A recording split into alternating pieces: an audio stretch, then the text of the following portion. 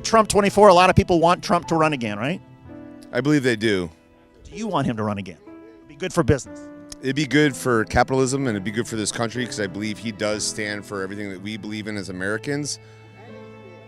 But tone it down a little bit. The committee has firsthand testimony now that he was sitting in the dining room next to the Oval Office watching the attack on television. We have firsthand testimony that his daughter Ivanka went in at least twice to ask him to please stop this violence. At the same time the violent assault was happening, he's watching television. He's also calling at least one senator urging delay of the records.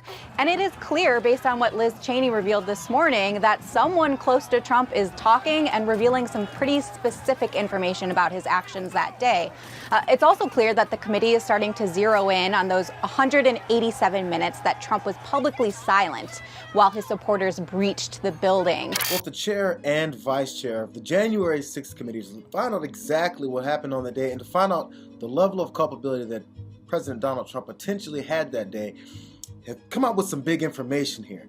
But I think the question is how can this be used and where will it fit in with this investigation? I mean, because if you stop and think about it for a second, can he be guilty of dereliction of duty? Because that's what Representative Cheney was talking about there, as people came into the Oval Office and implored him over and over and over again, hey, stop this, Donald. Hey, maybe you can stop them. Maybe you can stop your followers from doing this. Hey, we need you to stop this from happening.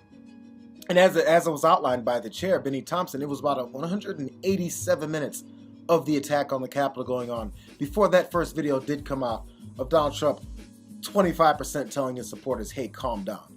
Because that was actually what they were looking to pursue that day. As he watched it all unfold on video, maybe it was something that he wanted to see as things fell apart.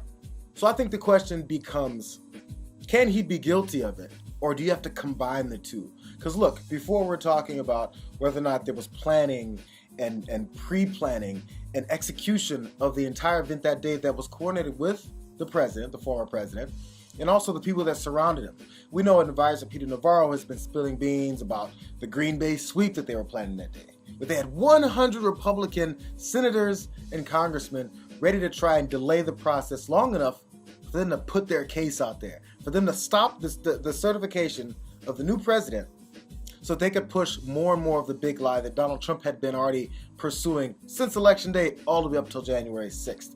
So they thought they had a nice opportunity. And now telling the story, I think they're trying to separate the two. Just trying to make it seem like, hey, so we had nothing to do with that planning of those attackers and those violent folks.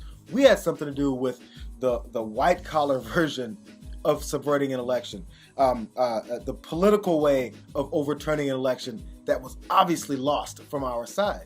So sure, President Trump could have walked straight from the Oval Office to a briefing room and been on television immediately to stop everything. That's bad enough. The question is, are they going to now connect that to some kind of pre-planning? And then after maybe that original version of trying to subvert the election didn't work, then as the violent folks went in, the foot soldiers, the MAGA foot soldiers, once they went in, was it then game on? And maybe that's the next stage of their defense. Yeah, sure, he kind of enjoyed it, but he didn't really want it to happen originally. He just saw it happening organically.